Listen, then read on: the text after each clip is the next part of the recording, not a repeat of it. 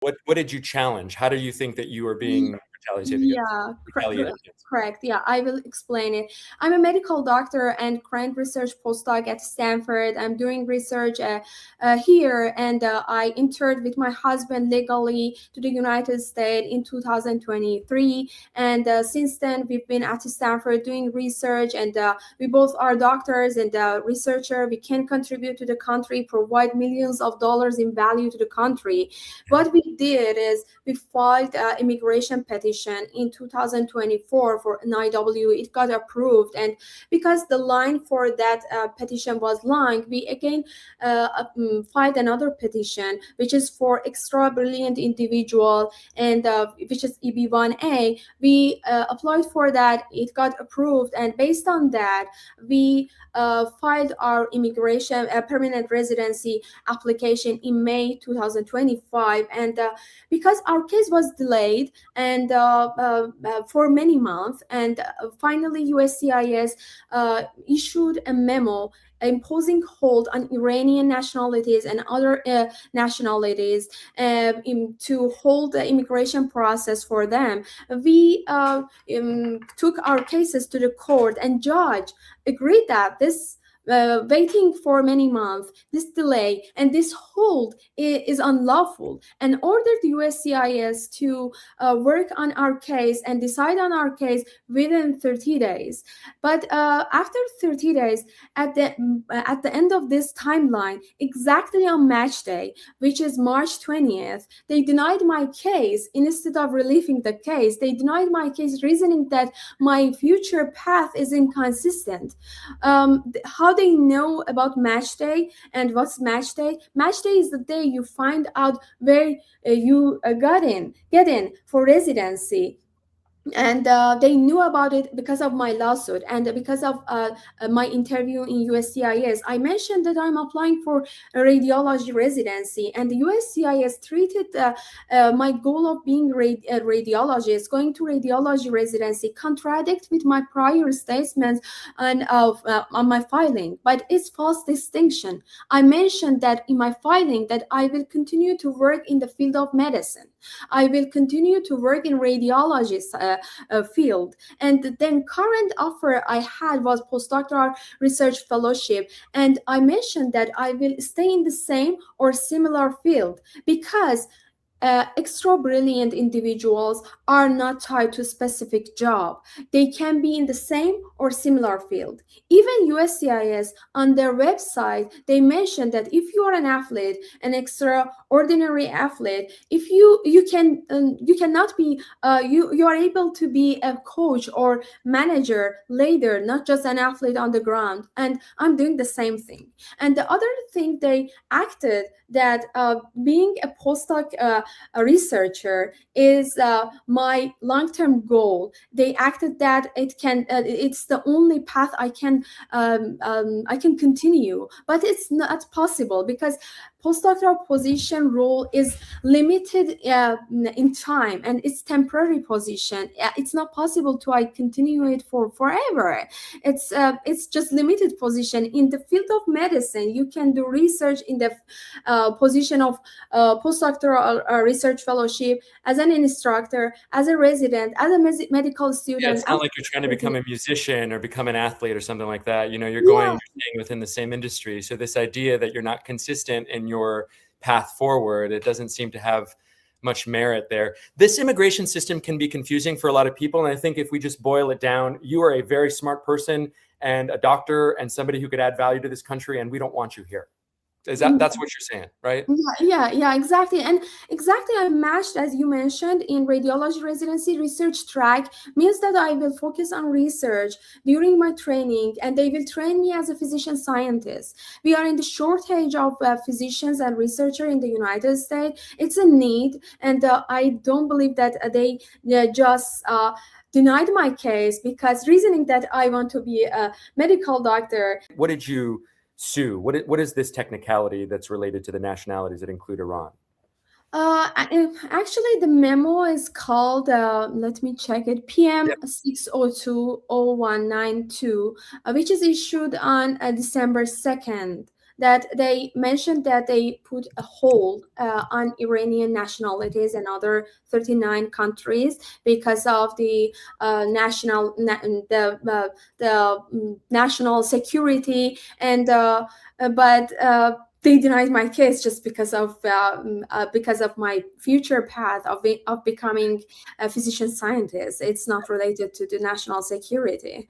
I'm reading the policy memo right now, and it's a hold from USCIS. That's right. It's a memo on high-risk individuals, they say, on limiting entry of foreign nationals to protect the security of the United States. So you sued to challenge this, and this is the retaliation. I'm seeing the through line. When I was presented this story initially, I don't know whether it was your sister or a family member suggested that it was potentially because of the conflict going on right now, but this makes a lot more sense. You believe it was the retaliation for challenging this policy memo. How many others like you are there out there that are impacted by this? I mean, you would think that we would want people like you in this country. Yeah, there are so many of people, individuals that are affected by this hold. There are so many researchers, students, and they are affected with this unlawful policy. They cannot continue to work, and they are concerned about their future path. And there are so many my friends. They are also physicians. They are concerned about this policy. They cannot continue their path in their residency position, in their other positions. I'm aware of so many plaintiffs in lawsuits. They are concerned about their case, and so many others are afraid to just even join to the lawsuits because of this case, what happened to my case. And they are affected, and they cannot continue to work. And I don't know, This is terrible, and you can't imagine how many other people like you out there that have been there impacted are by so this. many thousands of people affected by this. And you are married. You have a husband who's also a doctor. Is he impacted by this at all as well? We saw him a short time ago at the stop. Yeah, he's here. He's a doctor as well. And Hey, how are you? Nice to see you. Yeah, nice to see you too. I'm Ashkan, and I'm a physician from Iran, and I'm doing research in urology, department of Stanford. Are you worried about your own future? I mean, I would assume that you would follow your wife wherever she goes. That's where your life is. Our But both what about you? cases, our both cases got denied, and he had EAD card work authorization, and but it expired 2 days ago, and now he cannot even he's not able to work, and so he's done with working.